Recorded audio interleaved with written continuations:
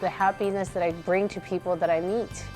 I think that's very, very Filipino. I think the happiness, the joy of sharing and caring about other people, I really think that's very much so.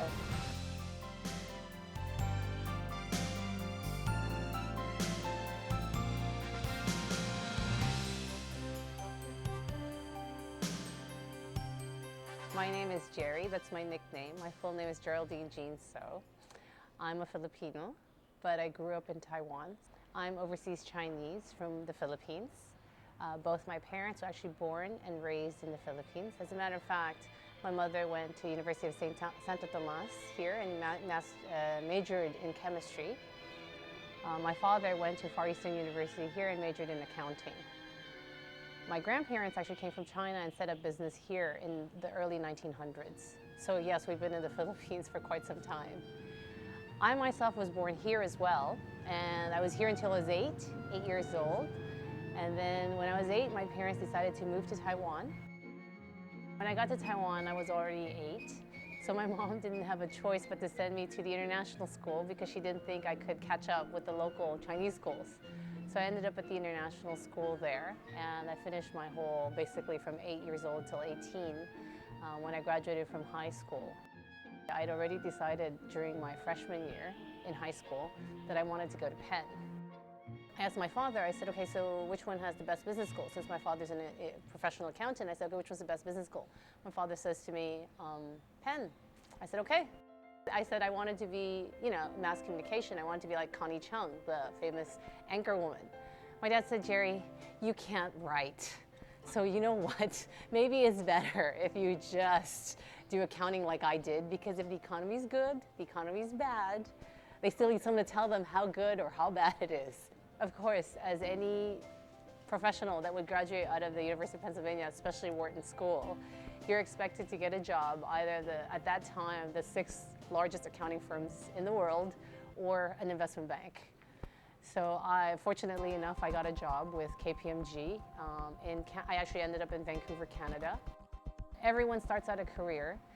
You can't possibly expect to be making the decisions on the first day on the job, right? You still need to learn a lot of things. So I actually decided that, I wasn't suited for public practice. So there was an opportunity for me to work for a company. So it was Miller Brewing International. They had an office in Taipei, and they were looking for a finance person for the Greater China role. So that's where I switched from public to private practice.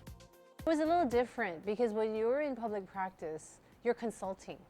You're giving people advice on how they should run their company. Now you're in-house. You actually need to take their advice and implement it. So that was another challenge that I had to learn, and said, okay.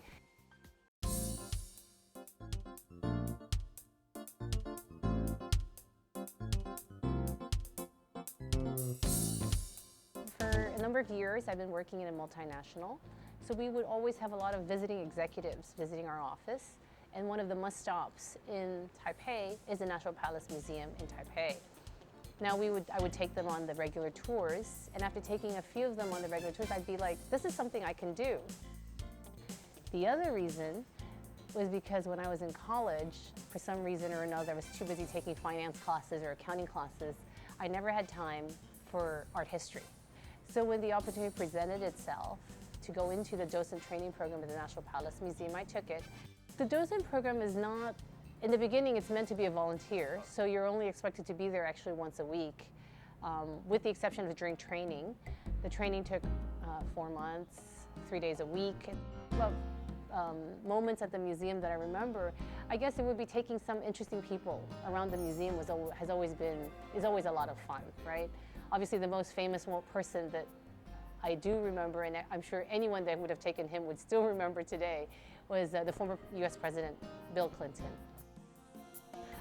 With the National Palace Museum, since it's always been meant to be voluntary, that's how we're, obviously the docent program is that, I never thought it would go beyond taking people around the museum, but it's evolved to something even bigger where I'm actually invited to give talks outside of the museum, where I'm invited to the National Normal University in Taiwan, asking to be a lecturer on the National Palace Museum collection, being invited to local high schools, and more recently being invited here in Manila to give talks at the Ateneo University, at the Confucius Institute, at the Savior School, and having the opportunity to really share this amazing experience I've had as a docent at the National Palace Museum. I'm at the Presidential Museum and Library at Kalayaan Hall in Malacanang Palace. This is the room that has all the memorabilia from prior and current presidents of the Republic of the Philippines. When I'm in the museum, I can't help but wear my docent uniform from the National Palace Museum in Taipei.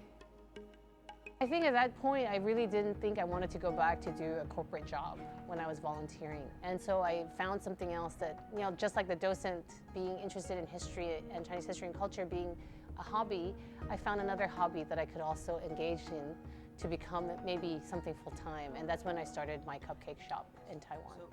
The cupcake shop, the name of my cupcake shop is the name that my mom had thought of a long time ago when she was still living in Taiwan, and said if she ever started a business, she would use the names of me and my sister. So my sister's name is Jeannie, my name is Jerri. So Ginger, I already had recipes for cakes. I did not have recipes for bread, so I figured we'll start with the cupcakes. Hence it says Ginger, cakes and more. I should tell you that I'm not the only one running my cupcake shop. I actually have a partner, my sister. My role in Ginger primarily is to help Jerri with Ginger and the IT strategy.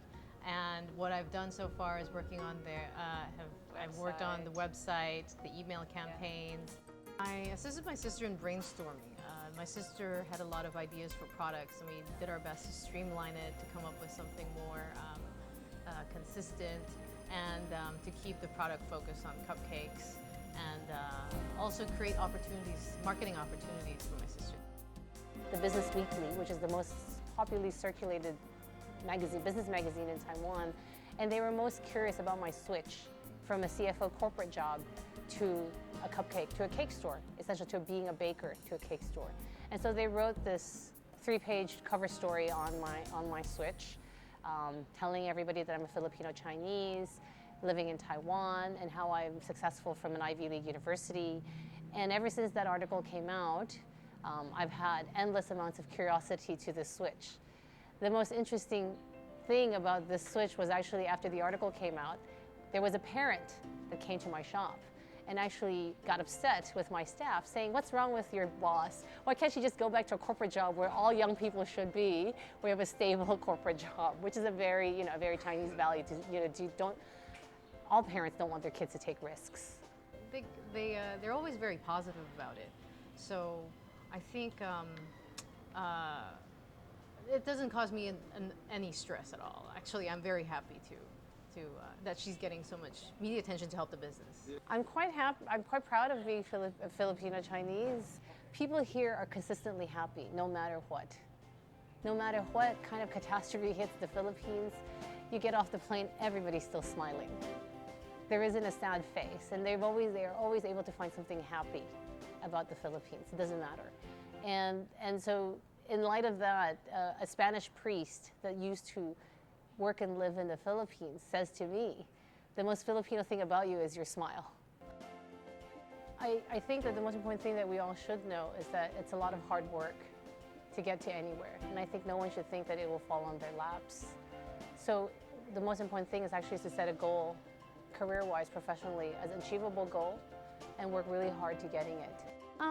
Whenever I come back, because my parents live here, so I guess your parents determine where home is for the most part. So whenever I come back here, I really feel at home.